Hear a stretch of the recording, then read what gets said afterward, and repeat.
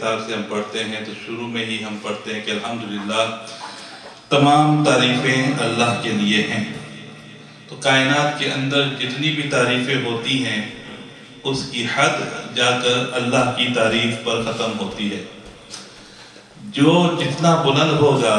اللہ کی ذات اور اس کی صفات اتنی ہی زیادہ بلند ہوں گی۔ پھر جس طرح اللہ کے بندوں کے اندر جو کمالات ہیں، یہ جو قصیدہ پڑھا گیا اس کے اندر حضور سیدنا غوث اعظم کی شان اور ان کی کمالات کے بارے میں تذکرہ تھا۔ تو اللہ کے بندوں کی جتنے زیادہ مراتب بلند ہوں گے، جتنی زیادہ تعریف ہو ان کی جائے گی، اتنا اللہ کی حمد کا ہم حق ادا کریں گے، کیونکہ ان کے اندر یہ شان، یہ صفات دینے والی ذات اللہ تبارک و تعالیٰ کی ذات ہے۔ اس کے علاوہ اللہ تبارک و تعالیٰ نے، جو ہم وسیلے کی بات کر رہے تھے، نبی کریم احمد مصطفیٰ حضرت محمد مصطفیٰ صلی اللہ علیہ وآلہ وسلم کا ارشاد ہے کہ اللہ نعمتیں عطا کرتا ہے اور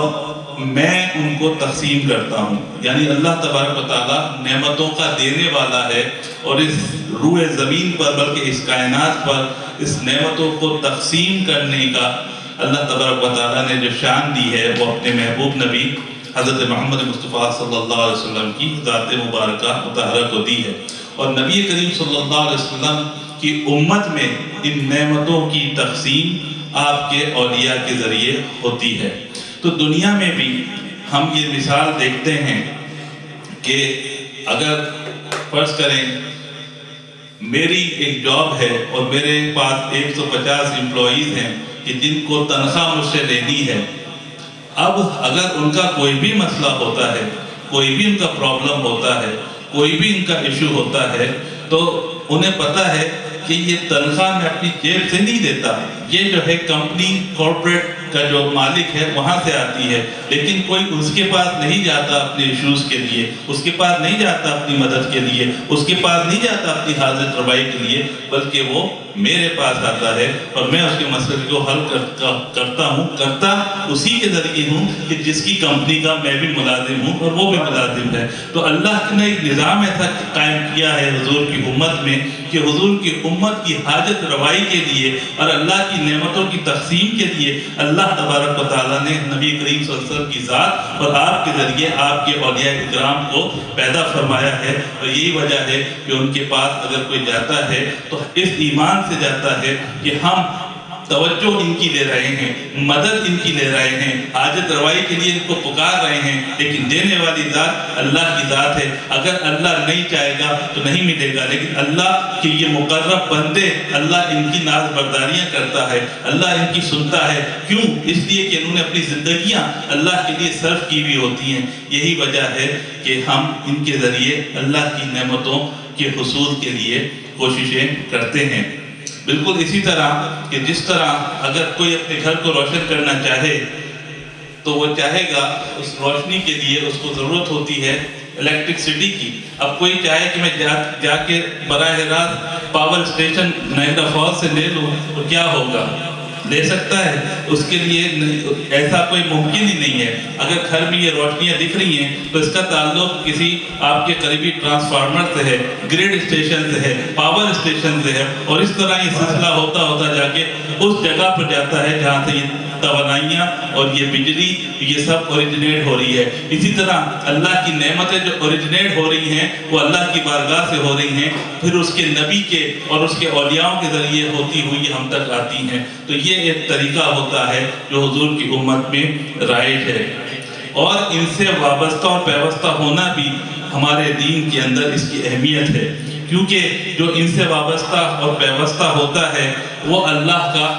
مقرب ہوتا ہے، اس لیے کہ اللہ کے یہ انعام یافتہ ہیں۔ جیسا کہ میں نے شروع میں بتایا، جب ان انعام یافتہ لوگوں سے جو منسلک ہو جاتا ہے اللہ تعالیٰ دین اور دنیا میں اس کو کامیابیاں عطا کرتا ہے۔ اس کی بھی مثال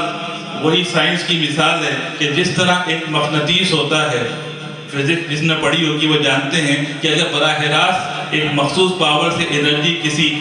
جو ہے لوہے کے ٹکڑے میں ڈالی جائے تو وہ مقناطیس بن جاتا ہے، اور یہ کہلاتا ہے چارج میتھڈ۔ یہ مقناطیس بنانے کا چارج میتھڈ ہوتا ہے، تو اس کے اندر اتنی پاور ہوتی ہے کہ دوسرے لوہے کے ٹکڑے اور چیزوں کی طرف کھینچے چلے آتے ہیں. لیکن اگر اسی مین مقناطیس کے ساتھ کسی اور بے جان لوہے کے ٹکڑے کو رگڑا جائے تو وہ بھی مقناطیس بن جاتا ہے. اسے اسٹروک میتھڈ کہتے ہیں فزکس کے اندر. تو یہ